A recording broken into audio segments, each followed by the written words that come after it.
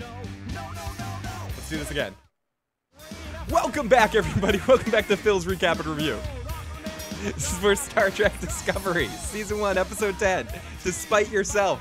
I had it. I knew it. I'm there. And I am alone tonight to talk about this episode, but I'm never alone when I have my friends with me in the live motherfucking chat. Live motherfucking chat. Thank you, everybody. Star Trek Discovery is back after a short break. It's good to have the show back. Oh, we've got the live motherfucking chat all over my face tonight. Look at it, all over my face. Touch me, chat. Touch me. Let me get you down here. Yeah, there you go. Here, let me get you right below me, motherfucking chat. So this episode was really fun.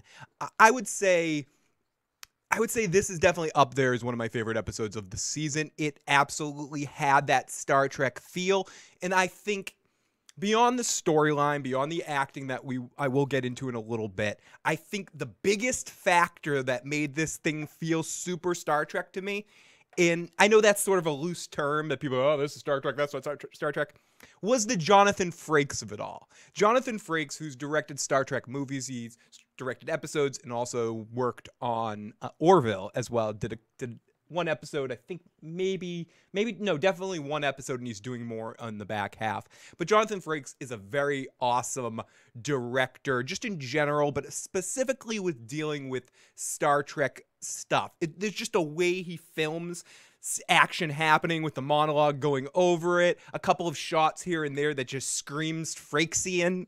Frakesean, I don't even know if that's a word, but I'm making it a fucking word right now. Ow! I just hit my hand on this fucking chair over there.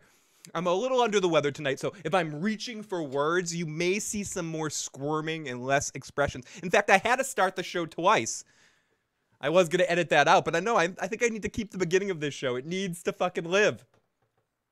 And I have two of my Star Trek Discovery FO motherfucking P's in the live motherfucking chat right now, K-Rich and Iron Throne. But if you're watching this later and you have any particular thoughts about Star Trek Discovery, or you happen to pop in here live, definitely share your thoughts in the live chat. Or if you're watching later, jump in the comment section. Tell me why you're loving Star Trek Discovery, why you're not loving it. I'd love to hear your opinions. Love to hear where you think I'm fucking wrong. I enjoy hearing that stuff, so let me know. And if you're really inspired right now and you have a lot to say about Discovery or a lot to say about anything, you can call in and leave a voicemail anytime you want, 24 hours a day, 7 days a week at 781-990-8509. I mean, you could call that 4 in the morning, drunk off your ass with a hooker in one hand and some okie dokie cheese popcorn in the other. I don't care what state you're in that moment. If you want to call the Issues Hotline, and you don't even have to just talk about Star Trek, it's open for any possibility and any entertainment show you want, or just to use it as a venting hotline. For fuck's sake. Quick, what happened? Where are they? Broke, thank you so much for jumping on in, and I know people are watching the Golden Globes tonight and stuff. Usually I do a Golden Globes live stream, but we didn't do it tonight. But to answer your question quickly, Alex, so you can jump away, they're in the mirror universe. And I was going to put this in the title of the video, but I figured maybe it was a spoiler. I kind of said this or speculated this at the end of last season, that maybe that's where they were. So I'll give myself a little what can I give myself for being right about something? Let me give myself one of these. I think I was right about that. Oh, come on. I was right. Don't be an asshole. No, I just bit my tongue on that one. I don't be an asshole. Ow, that hurt. See you kids. See what you kids did. You fucking made me bite my tongue, you assholes. Oh, you fuckers. Fuck you. But I do think I generally think I said this in my season finale or last episode recap, that's where I thought they might be. But they're in the mirror universe that has been in many episodes of Star Trek, starting with, of course, the most iconic of them all, Mirror Mirror, where we get the evil Spock and, you know, with the goatee and all of that stuff. But I would say, and I'm not using this as an opportunity to toot anyone's horn here or any particular cast, we did see the mirror episodes on almost every Star Trek series except for One, Voyager chose not to do a Mirror Universe episode for whatever reason, but maybe because it ended up being Deep Space Nine's thing, which I want to say they did 4 or 5 episodes of the Mirror Universe. I don't have the information in front of me. I could easily pick up Memory Alpha up or something like that, or maybe the live chat can correct me. But Deep Space Nine really dug in and did a bunch of Mirror episodes. And Enterprise, I'm pretty sure, did a couple as well. But this was our first, but I like how they did it here. All the other ones is through some time warp, let's do the time warp to the Mirror Universe. And the way they interacted with it in this episode, I liked a lot. The way that they found out information about it, the way they cycled through everything, it was familiar to things that have happened in past Mirror Universe episodes. But for some reason, to me, watching it, it felt a little bit fresh. Can I say, I don't think enough has been said about how beautiful Star Trek Discovery is. It looks amazing, especially we got a new TV since watching the last season. So seeing all the ship porn, as I call it, all over the place, and the way that the special effects interact with everything. How can this television series look so much better than those fucking overblown budget J.J. Abrams movies of the Star Trek generation? And I know some of the styles influenced from those, but I think it looks so much better and it looks so much more tangible in this episode, or at least in this series just in general. We dealt a lot with the Tyler situation, and that was done in a very surreal kind of way. There's only a couple things I didn't love 100% about this episode, and maybe it's some of the humor seemed a little forced at times, but I still enjoyed it. But the one thing that got me a little bit snuffing in my up, I guess, just a tad bit, didn't really bother me. It was who I was watching it with. I'm watching with Stephanie, who isn't so much a Star Trek freakazoid like I am, where I'm following the technobabble. I'd say the majority, and this is cool, this is a Star Trek thing, it was a lot tonight. The first part of this episode is so much technobabble. Like, so much technobabble. The whole episode starts out with a block of dialogue, and then there's this other time where we get some technobabble, which almost sounds like dental technobabble, like the guy's talking about it, like, I need to get out my drill and go through the second trimester. What the hell am I talking about? But in general, I really do love this show. I love the dark tones to it. I like the storyline carrying through. And I think since the back half of the season, they have gotten more the tone of a Star Trek series. And it still has some elements of tenets of modern day television that they're trying to copy. You know, with Lorca being not necessarily a good guy and having many different layers to him, but still being someone you can root for. Saru continues to be a very interesting character. Michael Burnham, I'm less interested in her, but I think that's by design. The whole first section of the show is very much from her perspective, and now they're opening up the ship. Lily, Ensign Red, I thought she definitely ate up some good amounts of scenery in this episode. She's not my favorite aspect of the show. In some ways, she's Neelixy to me, but that's just maybe my problem. Maybe she'll grow on me eventually. I thought this was one of her better episodes.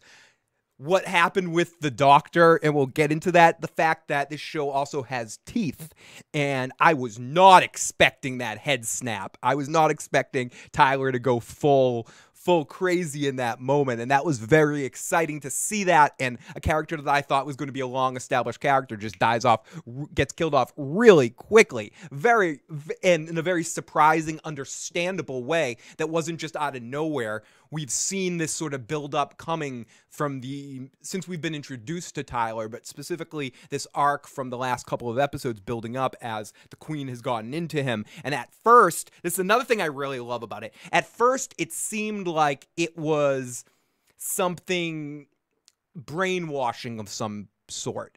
And now what's actually happening is it seems like what I'm thinking was it a Klingon? We're dealing with some Total Recall stuff where who's the real Quaid here? Or is it Hauser? One of them's Hauser, one of them's Quaid. It's some neat Klingon biology where they saw what's he explain that they put like a human skeleton or recreated a person over him, or they're retaking. It's an interesting way of doing mind control that I'm sure we'll explore a little bit further as the episode goes on. But just in general, I'm really happy to have this show back. It makes me very excited that this Star Trek series is fun and entertaining. I know it's not everyone's cup of tea, and I'm not going to ever try to tell someone that's a Star Trek fan, you have to like this, blah, if you don't watch this, you're not a Star. No, it's not going to be for everyone, just like no one can ever tell me to watch Enterprise and enjoy it. I've tried millions of times. I'm never going to enjoy Enterprise. Voyager, I enjoy a ton of episodes of Voyager, but as a whole, I wouldn't say Voyager would be my go-to watch when I'm sick. I wouldn't put on an episode of Voyager. I basically, for my Star Trek love, TOS and the original cast, Deep Space Nine and Next Generation would be my binkies in the Star Trek world. And Discovery is shaping up to be a very interesting take on Star Trek that I can't wait to see what the ultimate conclusion is. And I'm enjoying the direction in which the series has been heading from the midpoint on. Yes, have it had some hiccups? Did the end of the last season end of the last episode in episode 9 satisfy everybody? I know a lot of people had some problems with it. Yes, the show has problems. Just like any show growing would have some problems. But this is also season 1.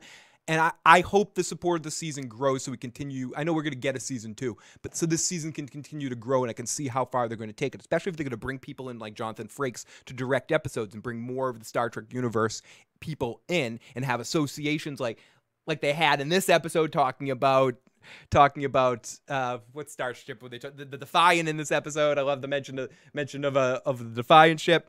So yeah, great stuff. And let's get into breaking down this episode. Let me jump into the live motherfucking chat here for a second and see what some of you guys thought. Mike says, well, Star Trek Discovery can't be any worse than The Last Jedi. At first, I thought the security double agent had just been sexed to madness by the hot Klingon bad pussy, but no, even fucking worse. She's Neelixy. She's too voxy. I love when Star Trek fans can get together and use like terms like too voxy. We all know what you're saying, or Neelixy. At least we don't have to look at the arrow of Apollo. He's coming back. Colbert's dead. They have goatee protesters outside the studio now. Bakula's episodes is In the Mirror, Darkly Part 1 and 2. Thank you, Iron, for doing all this. Deep Space Nine crossover Season 2, looking through the Looking Glass, which I always loved Evil Kira. She's one of my favorite Evil Universe characters. Evil Queen Kira, she don't give a flying fuck about anything. Definitely one of my favorite characters. Shattered Mirror is a very good one. The first one, I believe, has a lot more to do with Cisco, though. Crossover, Looking Through the Looking Glass is the Kira episode. Shattered Mirror might be the Miles one. I don't know. Resurrection, I forget. The Emperor's New Cloak is definitely the Ferengi one when Morn and Quark go back to the Mirror Universe. It's the last Mirror Universe episode we got. So here we go. Let's get the Bloody Talker. Great to see Bloody Talker. So we know that Tyler is a Klingon. That's what I'm thinking. I'm thinking that Tyler is a Klingon operative, that they put this human shell over him. That's why I went to the Total Recall thing, that he is Quaid and the Klingon inside is Hauser. We already know, if we connect to stuff that we found out in Enterprise with the human-looking Klingons, that Klingons at any age, are coming upon this age, are going to be messing with genetic shit to fuck with themselves, which ultimately led into that human-looking Klingon group, if we want to go by how they explained it in Enterprise and hinted at it through Deep Space Nine. So, or Worf really just said, we don't talk about it with outsiders. It got explored more in Enterprise. But, so this could be a first step in that, where they're fucking with some of the technology, or it could be that they implanted, that they broke them down and recreated a new human with parts and stuff. I'd have to rewatch it to get the technobabble of it. That's why this is one of those tough shows to break down dialogue, and I wish I had my audio recorder set up to record some of the audio of this episode. It's just harder the way I watch CBS All Access, but it's because some of the technobabble probably did, in a Star Trek-y way, explain what was going on exactly, because the Doctor said some stuff really quick, but before I could kind of keep track about what was going on, the fatality happened, so it was really out of nowhere. Let's go over. Pin, I'm shocked about this episode. Yeah, they trimmed the Vox boners and then overlaid Ash's personality on top of that. Well, has he been brainwashed by the Klingon, says Richie. Great to see so many people up in the live motherfucking chat talking about this episode of Star Trek Discovery, or maybe even just popping in to say hi and couldn't give two pisses less about Discovery. Either way, we super appreciate. And by we, I do. All those voices inside my head really do appreciate you being here and helping out the channel just by being around and showing some love and sharing it and helping us grow. So, well, he's been brainwashed with the Klingon. Lots of things happened. It was a loaded episode. Yeah, it was a loaded episode. A lot of shit happened.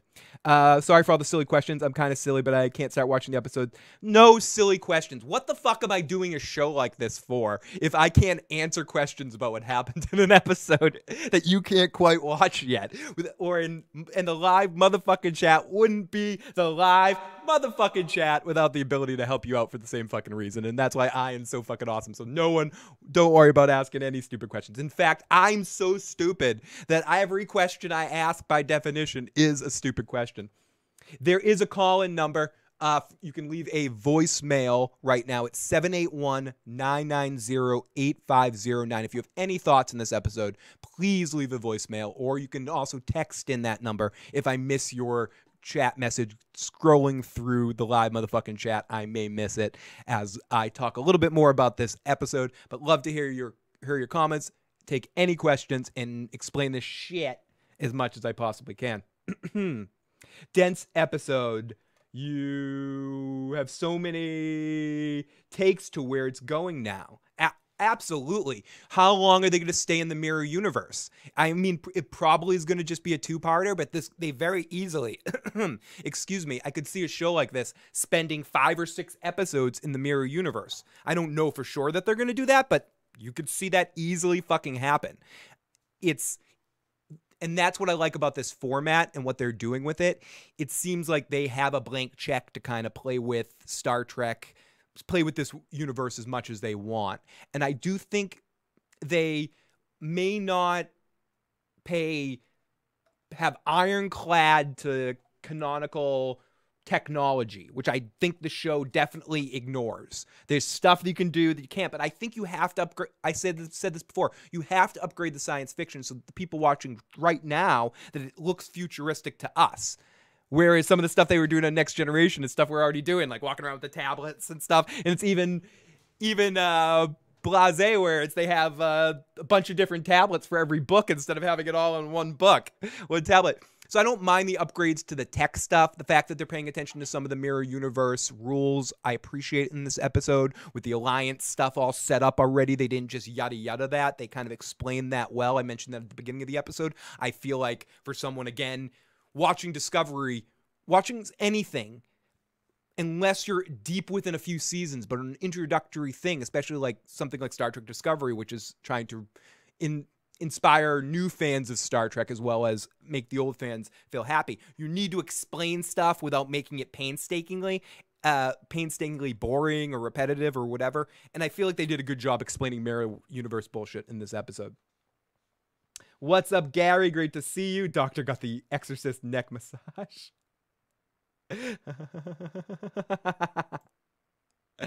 This is this is an episode that I'm going to have to watch 3 times to understand exactly what happened and what every piece of technobabble was supposed to mean. I think After Trek has spoilers for future episodes. You may want to avoid it. But I do have to say, if you like after shows, I think After Trek is one of the better ones of those shows I've ever seen. They explore things really well, and I think they do a good job on After Trek. Also, if you're into Stranger Things, I like the Stranger Things after show as well. Better than a lot of the ones that you see that are just like, hey, I don't want to pick on any ones in particular, but I have a few that popped in my head that are pretty bad. Awesome, Stan. Definitely do. Can't wait to hear your thoughts, even if your thoughts are, shut the fuck up, hippie bastard. I maybe should Maybe I'm running out of show. I'm fine with porks. Let's see. Let's get into this episode now. Let's not waste any more time, and then we'll continue babbling about this stuff as we go. But let me play a little song. Recap. Wait. Woohoo!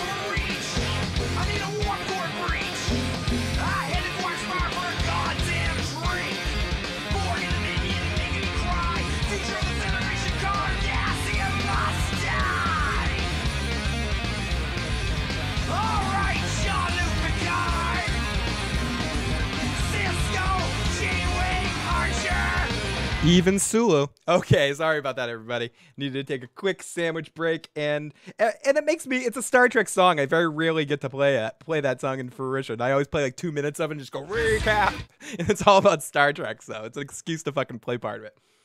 So Lorca is a very good guy in the evil universe. Tells you is a very good guy in the evil universe. Tells you what he is in the good universe. Very good point.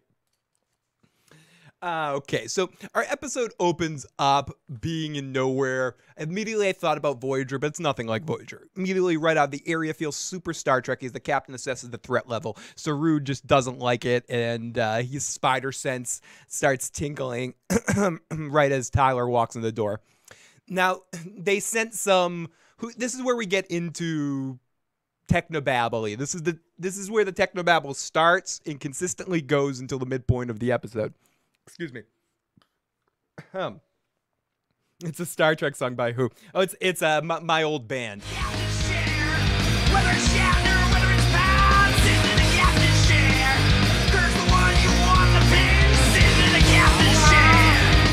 Sorry for the shameless.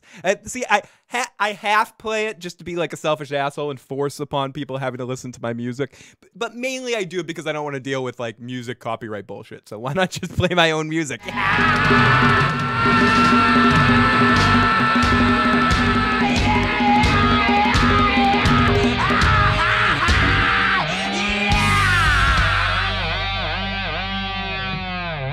Bam, motherfucker. Okay, so we hear about Vulcans powering up weapons, which is a scary thought. I know scary Vulcans are probably going to be are probably just going to be Romulans. You think about Romulans, but whatever. So So Vulcans are powering up weapons. It's a scary thought. So we get some technobabble, and Lorca says, I assess that we're not in our universe. Lorca explains to the audience and Saru and Burnham about parallel universes. It looks cool, and it's, I said again, it is about 90% technobabble. Totally. And so we continue, and another mystery that remains, what address did Lorca type in the spore drive last time? Was it intended destination or the wrong place? I think it's ultimately one of those situations where it's like Doc Brown entering this historic place in time, November 5th, 1955. So... So we go off to Crazy Stammet and the Tilly. I called her the red officer in my notes because I forgot her name. She's asking him for, or asking the doc info, and the doc is like, leave her alone. And Stammet, or we get explained that Stammet has a neurological damage and he freaks out and he's just not in a good place. We just see him throughout the episode almost like a Greek chorus of horrible shit yelling out, like in like the play Medea or something like that. He's just falling around going, bad shit's gonna happen in this podcast. Phil, you're gonna get drunk. Well, no, what are you talking about? I'm not gonna get drunk. Oh yes, it's true. And then we continue. And we go off to Crazy Stammet and the Red officer asking, and we continue. What happened? So Red's sorry, and she's sorry for the doc for not telling him everything that was happening. And the doctor says, "Listen, Tilly, it's not your fault. The real son of a fucking bitch did this shit. Lorca. Lorca is the piece of crap that did this shit. And he's a superior officer, and you just followed orders." Lorca ends up showing up, and he goes over to the doctor. So how's our boy doing? He ready to make another jump? And the doctor goes to Lorca. "Well, Lorca, he's never gonna be the same." And Lorca's, "Are we all ever the same?" Let's examine the same. What's the same mean, doctor? "Well, you know what I'm gonna do? I think you're too close to this situation. I'm gonna get you out of here and find a doctor that says what I want to say. So why don't you fuck right off, okay? And get the hell out of here." Lorca's awesome. I love him. I love his level of acidity. It reminds me of an extended form of the captain in Chain of Command in the 3-part Next Generation episode, but a little bit more harsh, obviously, and a little bit more focused on doing whatever it takes. But I like his sort of tone to the rest of his crew. There's no time for fun with him. I dig it. And Killer Tilly. Stamets comes back for a second, normalized like a cartoon character. "What? It is busy. It cannot be busy." Did you say the line is busy? I did get a text message, though. Do you think that it's the end of the Doctor, or will we get a new copy in the Mirror Universe from area code 214? That is a good question. I think we'll probably end up, if we spend enough time in the Mirror Universe, we will end up seeing the Doctor again. It's a good excuse to get an actor one more time and then have them pop up every time they go to the Mirror Universe and the Mirror Universe comes back. So I could 100% see the Doctor coming back in that context. I'm going to test call my voicemail line to make sure there's nothing wrong, and make sure I don't get a busy signal, because it shouldn't be busy. Let's see. This is the most exciting part of the show, everybody, because we all know the rest of my show sucks. So let's make a phone call and see if it works. See if it works. No, it's ringing. It's ringing. Let me prove to you. It's ringing. Yep, see. Just in case you didn't get the number before, 781-990-8509. It should be on the screen as Analysis said. I mean, not as Analysis said, as Zion Throne said, but it's being hid by the subscribe button. It's tricking you into hitting subscribe. Ha ha ha. So the Mirror is a good way to pick up even more characters. Yeah, and keep characters involved in the situation. And so let me do this. So let's continue. Now off to Red sorry she didn't tell the Doc. Lorca comes, says, "Yes, it's all my fault." The Doc says, "Yes, it's my job." And Lorca said, Yeah, I'm manipulating you, and you're not going to work on this guy anymore. You're fucked. So it goes off to excellent visuals. That's what I said. Off to excellent visuals of good looks guy Tyler. I wrote a good looks guy, and Sasha is monitoring Tyler, learning more about this universe while Tyler has a flashback or some mental shit from being brainwashed and can't quite fly. So he's stepping out to go get this little battery thing that they need to get. Again, I'd have to rewatch to figure out exactly what they need to get. But he needs to fly out of the ship and do some mission thing in a shuttlecraft to go do. And this is the part that almost sounded like a dental drill, where I'm pulling out the drill right now. Give me the 22. Zzz. So he takes out the thing, but in the midst of the time, he has a flashback bad trip situation. We don't yet know what exactly all of this is. K-Rich mentioned earlier it might have been Ian, and I think most of us that saw thought the Klingon queen raped him or fucked with him or tortured him and maybe put some shit in his head to make him have mental episodes to try to control his mind. I didn't think it was going to go as far as they explain it eventually, but I like how it creeps in here and how it peeks in the episode. It's very believable to the sense of the way you just as a person that just, images and shit can just keep flash into your mind. You can't do shit about it. And you're like, what am I doing? What's going on? What just happened? 8 hours just went by and I've just been screaming and in a fucking disarray. Fuck me.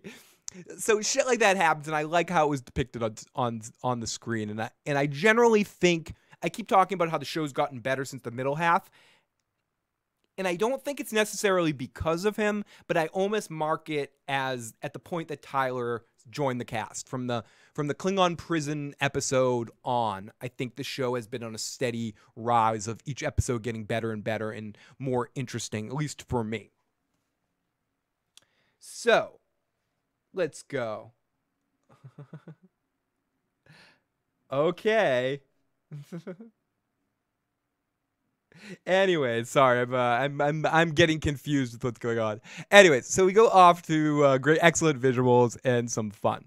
Then we see Sasha's trying to talk him down, and Lorca watches this whole situation. And Lorca basically like, get your fucking job done, get the data core.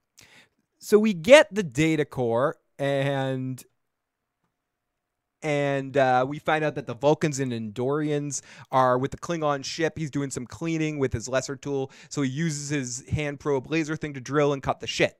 But the music is fast, and it falls, and tension is high, but Lorca gets it back. They eventually get it back. Everything works out. Now, Lorca takes Sasha to the side and goes, listen, Sasha, I don't allow hanky nor panky on my ship. You understand me? You understand me? I want no hanky and no fucking panky. You give me the panky, I'm going to stick my hanky in your danky. Okay?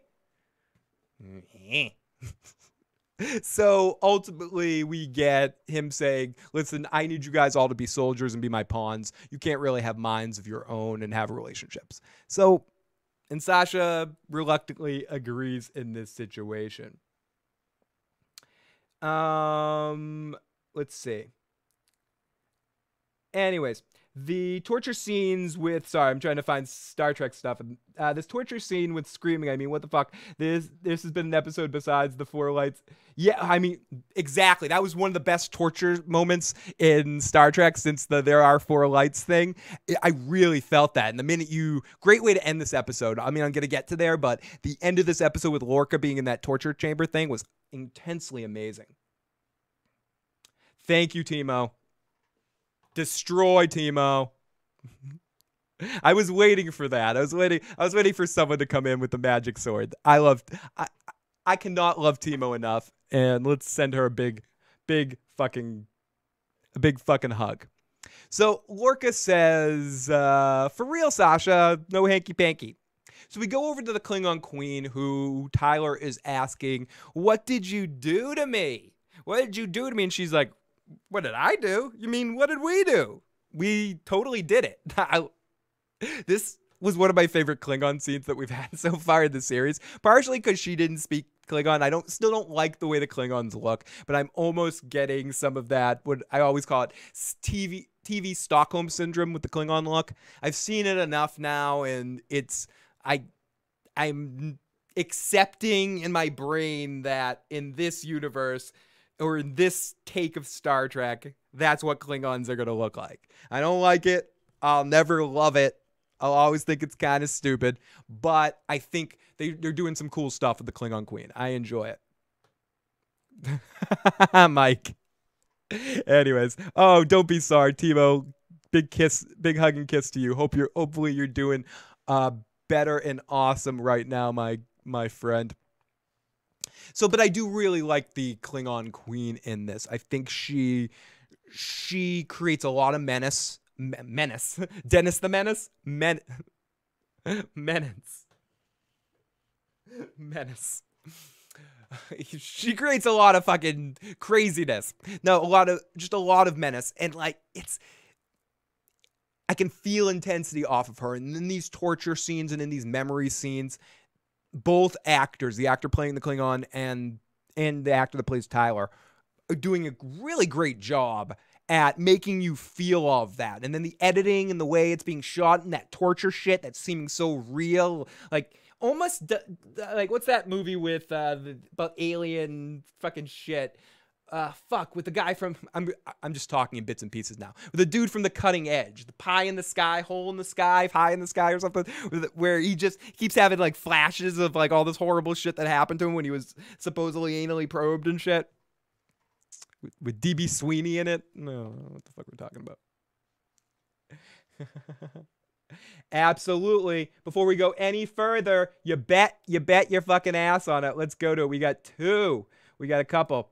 So here we go. Let's take our first text message. Oh, nice. Someone sent me a picture of one of the best movies, a really awesome movie with Eric Stoltz called Mask. And I actually just rewatched an Eric Stoltz movie last night because someone requested, or half requested, I do a review of the movie Some Kind of Wonderful. So look forward to that coming up pretty soon, Some Kind of Wonderful. Thank you, area code 765. Lots of love to you. And let's see, because let's play with this.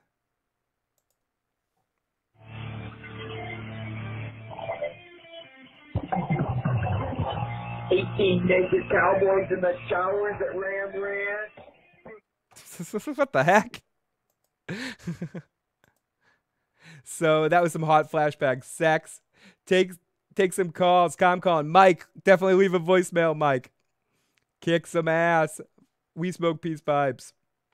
We definitely smoke a lot. So thanks. Let's kick over here. Grab back over here. So our next scene is we get into some great ship porn. That's right. We see some ship porn. Tyler no likey. And Burnham comes to talk and they shoot some shit. She asks what happens. This is, and she tells him, he's like, I don't want to talk to you. But she's like, no, you can tell me. You can talk to me. And he's just like, I remember some more shit. And he can't, she says, tell the captain that you're having these problems. And he says, I can't tell the captain. I'm having these problems.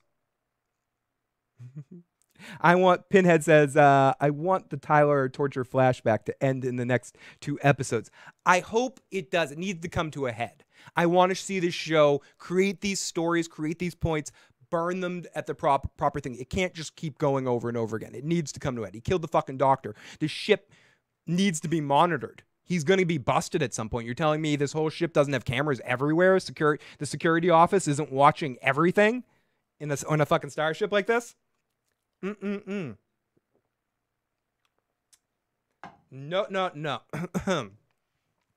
Tyler no likey. 2 points to anyone that knows where Tyler no likey's from. So he says, I'm not really in the position. I'm hesitant. Tyler says, let me handle things. Don't tell the captain. When someone tells you this, oh, I did this horrible thing. Don't tell anyone that can help me or get me out of the situation. I'll handle this myself. Don't let them handle it themselves. They're full of shit. So right when things are starting to get a little bit closer, put your hand on my shoulder. She gets called off to duty, and she gives him the I love you shoulder touch. Off to glass breaking, and we see this is a really cool edit from Tyler's hand. We flash to him crushing the glass in his hand, and his hand all covered in blood. It's just a fun little quick edit, and I'm like, fuck, dude. Fuck, dude, scary. Oh, yes, here we go. Let's see. Hey, Phil, the only good thing about Star Wars The Last Jedi was the Porg, and my action plus Porg would like to say hi.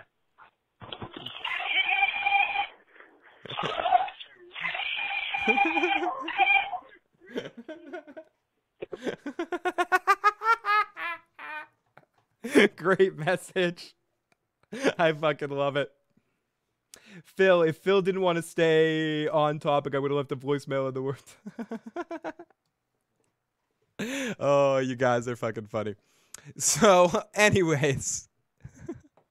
God, I love doing this shit. So, Burnham, you meet the best fucking people.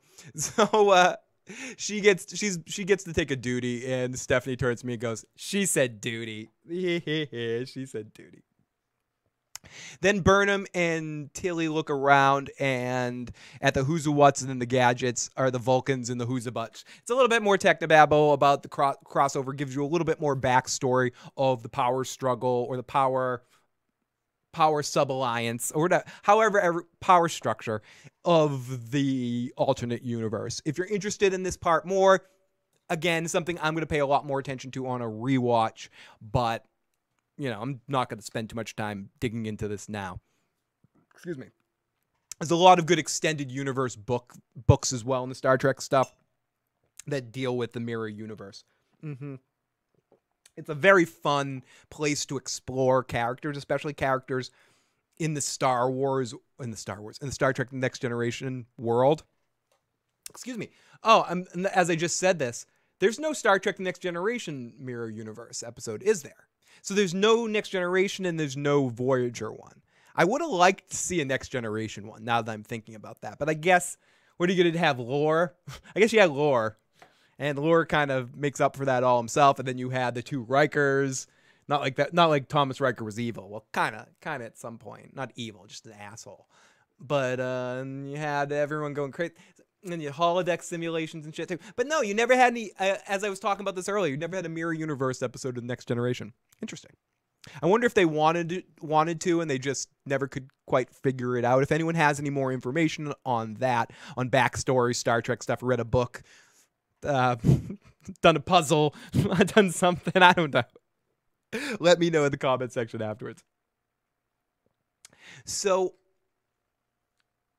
he seems to be the only doctor in the ship that is allowed on camera. I agree with that. Where's the rest of the medical medical crew? We know it should just be one doctor. I mean, it is a warship, but even Julian on the Defiant had a couple of assistants, if I remember correctly. So, and that's in the Defiant was a small fucking ship.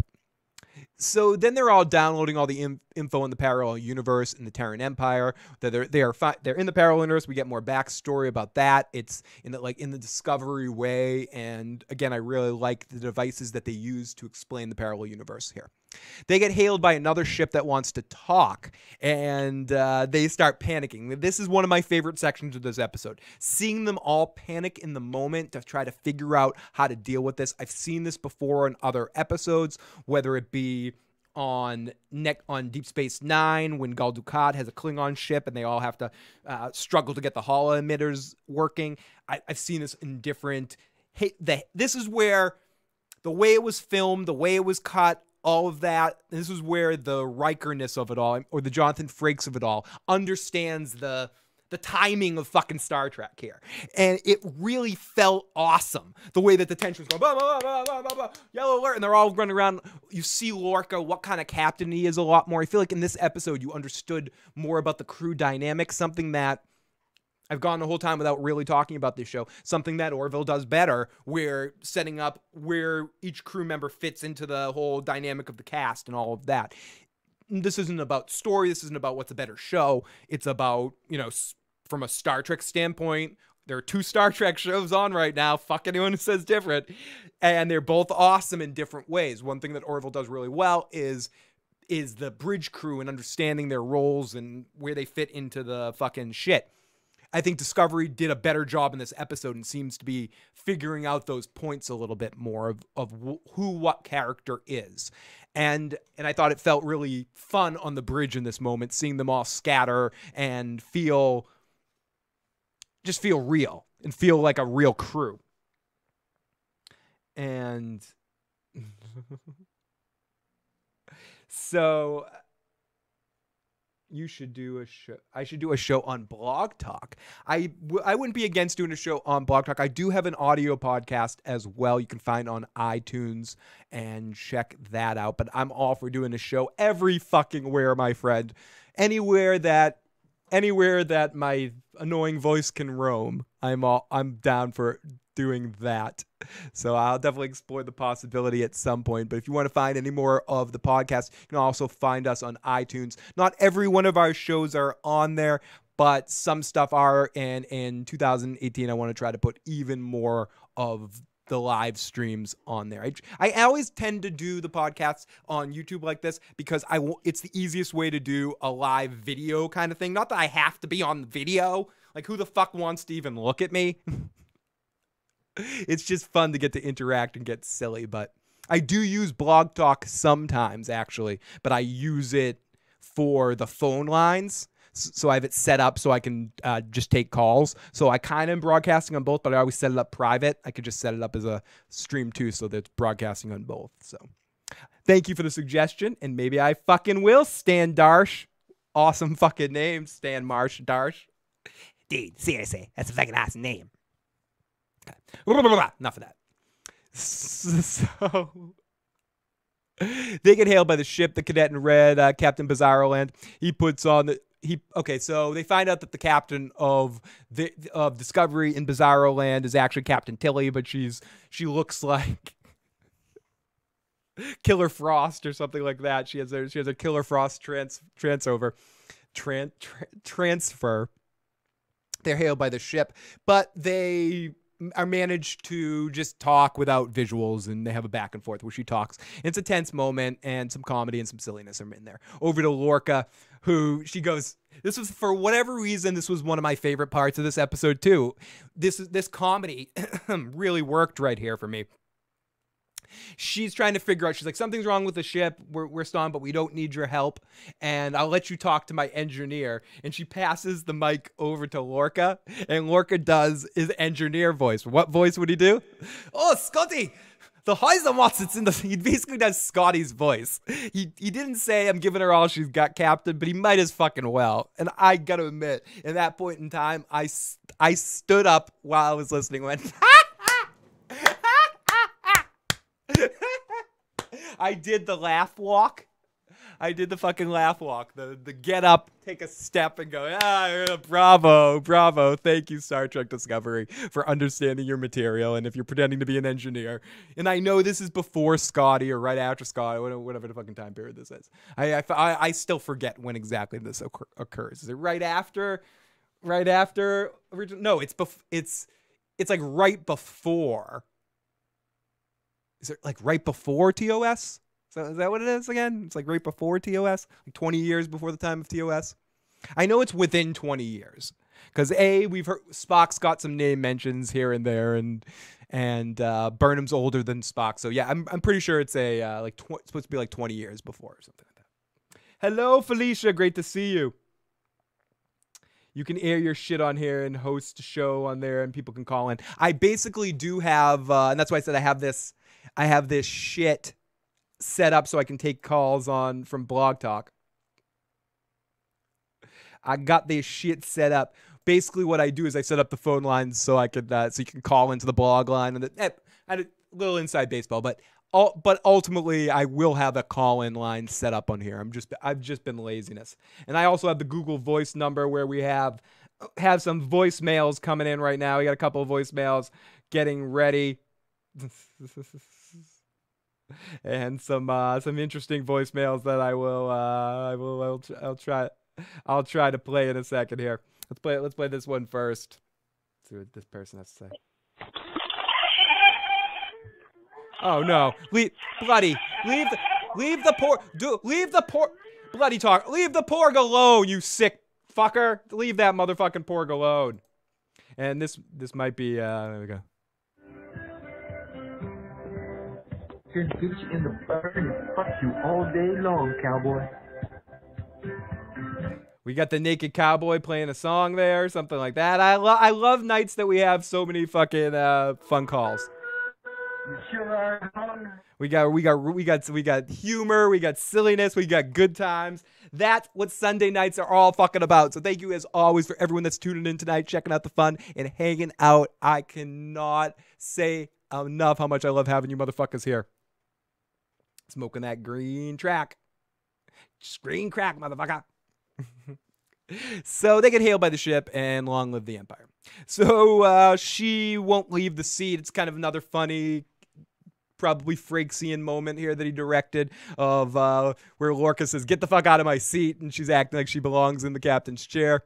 Lorca gives a great monologue about crashing a party, and how they look, and we get kind of a montage. This again felt very freaking First Contact, very much like the movie First Contact, like when they're locking and loading, getting ready for the Borg attack, which I believe, correct me if I'm wrong out there, First Contact was directed by Jonathan Frakes as well.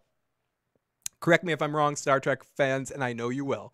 So it's just a good monologue about crashing a party and what you got to do. And we see the cadet Lily training and setting up and getting her costume ready for her Bizarro Land outfit. Very fun episode I wrote right here as they see the outside of the ship being changed over to the ISS Discovery. Then we see Sasha and Lorca are dead and missing, or the Sasha and Lorca in the Bizarro world are dead and missing, and we get some backstory, and they pause and they have a moment where they're like, wow. And they talk about destiny, and he says, no. You in jail, you in jail, when you were in jail, and I came and got you, and she goes, that's not destiny, that you saved me. And he goes, we can agree to disagree and talk about that again later. So we get to talk about some more Emperor shit. We see Captain Tilly. They talk about the USS Defiant, and Lorca and Sasha have this plan that they're going to fake being the... This is where things get a little bit confusing, and I need to rewatch it as we come up with the plan. But they have a plan that they're going to pretend to be the versions of themselves from the parallel universe, because Lorca, the real Lorca, is missing, and the real Lorca and the real Sasha, the real Burnham, is potentially dead. So we also get Tyler doing evil stuff because we hear evil music. Oh, Tyler's evil. Tyler no likey. Tyler goes to the doctor and he goes, "Help me, Obi-Wan, you're my only hope." And they go back and forth with with the doctor and Stamets, the crazy Greek chorus in the background, and just getting creepier and creepier throughout the episode. Then Sasha and Tilly have a fun back and forth about being captain, a fun little mirror app where she's looking at herself in the mirror. Sasha gives a speech about how the strength from the Terrans is from pain and fear, and people that pretend to be strong are really weak, and fucking multiple Andorian jerk-offs going on right here, and Tilly says asshole, and everyone, half Star Trek universe is gonna freak out because they said asshole. Oh no, it's a curse. We're Star Trek fans, can't hear curses on Star Trek unless the words damn, in double dumbass on you. So she swears, which I thought was a funny line. And she goes, and Lorca goes, no, that kind of language is perfect in this universe. Sasha can't deal seeing a dude that she got killed on the Shinzon who is actually controlling it. This is another small element of this episode where they're trying to get back on the Shinzon. So Sasha's having all these old feelings about some of the people that she may have lost or helped lead to their death in the Klingon start of the Klingon War. So she's having kind of visions and seeing things and seeing people that she used to know, and one of them's this soon to be dead guy was one of the people on her ship. So the doctor and Tyler are taking some advanced tests, and he said conveniently, oh, those first tests that we did? We didn't, we forgot. The preliminaries said one thing, but we realized that there's some your bones have been grafted over something, and the Klingons have transformed you into something. And Tyler's like, okay, we'll figure this out later. Okay, the Klingons turned me into something. Whatever, dude. I'm getting the fuck out of here. Gotta go protect Sasha. And the doctor says, you're not going anywhere, dude. Sit the fuck down. I'm a doctor. Damn it, man. I'm a doctor. Get the fuck in there. And the dude freaks out and snaps the doctor's neck. And Stamets starts screaming, the enemy is here. And this was a crazy moment. I gotta say, I knew Tyler was going to do some fucked up shit. I expected some big turn at some point. From what they've been hinting, I think that has been somewhat obvious. But the way that got depicted on screen definitely threw me for a loop. I wasn't expecting what I saw. I did out loud go, whoa. And I think it does show a level of balls. I don't think it was for shock or anything like that. I just think we needed to see how far he would push it, and anything to protect his secret right now. And it makes sense. It was an immediate, quick decision that made a lot of sense in the predicament that he's in. And I liked it. I mean, I didn't like it, but I liked it. You know what I mean? It was a very quick fucking move. Emperor Unlimited power. Unlimited power. And thank you for all the voicemails tonight. People that hate me and or love me. Both of you guys are fucking amazing. Oh, you and your foolish self over there. Okay, so I can't keep my mouth shut. I was almost gonna be a nice guy there. So yes, then he fucking snaps his neck and goes full fucking full Klingon mode right there. Full heel turn at that moment. So then we get Sasha being a little bit emotional. I know I keep calling her Sasha. Michael Burnham getting a little bit emotional looking at the ship coming over. Tyler shows up and is like, sorry, I don't know where I was. And Orca's like, you don't know where you were? He goes, I don't know. I don't know why I was late. I'm sorry. There's no excuse for being late. Everyone's here. And they say, Captain. He says, last time you're going to call me Captain for a while. And suddenly they're back on the Shinzon. Burnham, I had a pause there because I was about to call her Sasha again. Burnham has some posturing. She feeds right into the...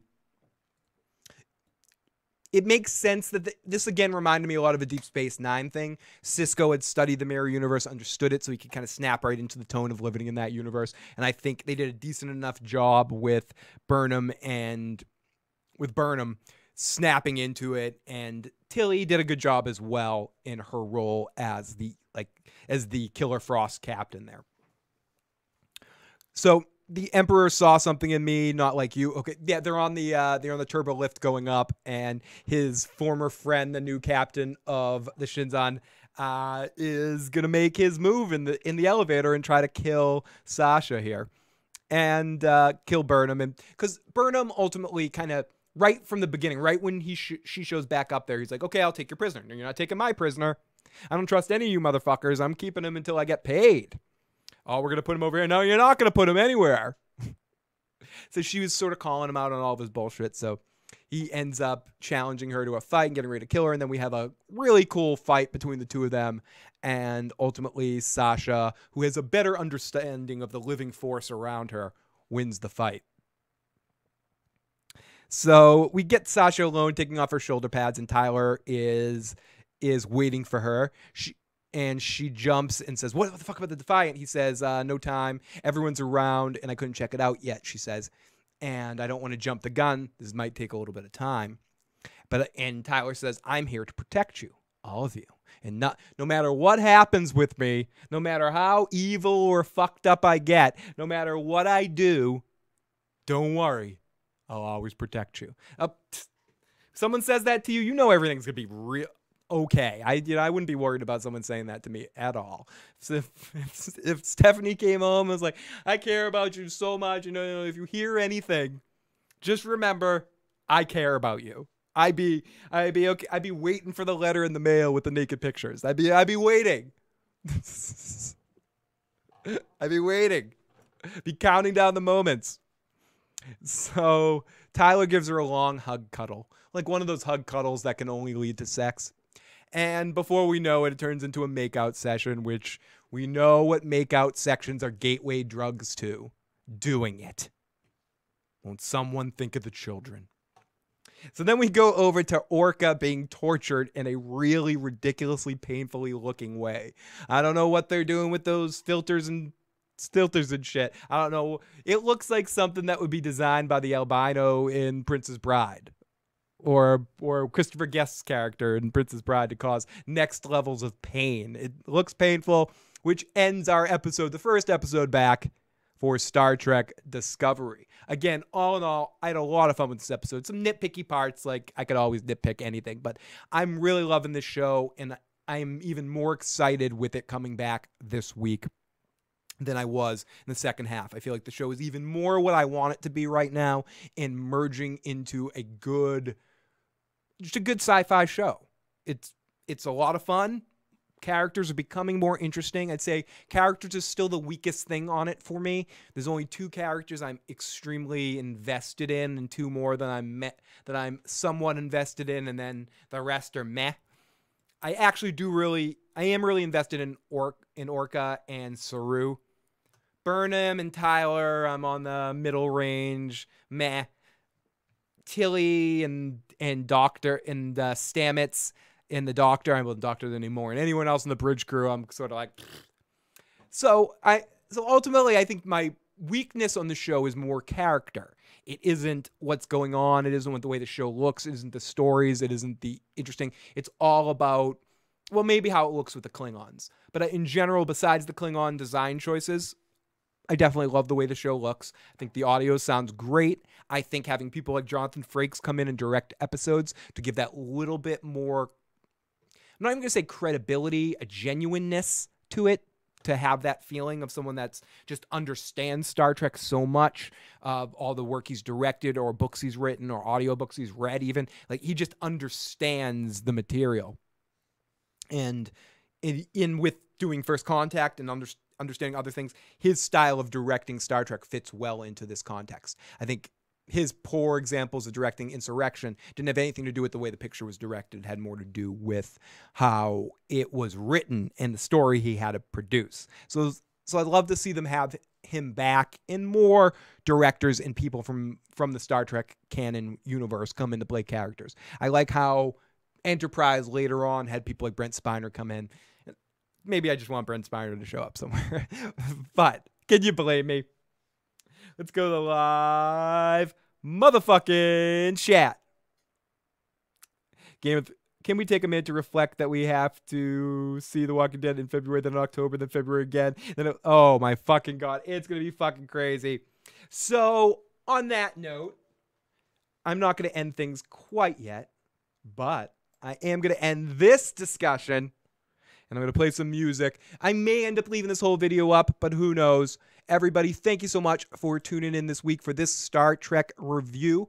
I'm not necessarily going to be back next Sunday to do this show week to week, but I will absolutely be back for the finale to talk about the middle of the season, and maybe be around for another couple of episodes here and there. Sundays are a little off. Next Sunday night is going to be another episode of next Sunday night on the Sunday night stream. You can look forward to this show. Where is it? This is the show that will be on next Sunday night. What did Joe think? What did Joe think? What did Joe think? Was it good or did it really fucking stink? Next week, next Sunday, we'll have Joe Dirty Locks back with us. What did Joe? To probably talk about his thoughts on that week's episode of Vikings. What did Joe? And also talk about what he thinks about Game of Thrones coming back in 2019.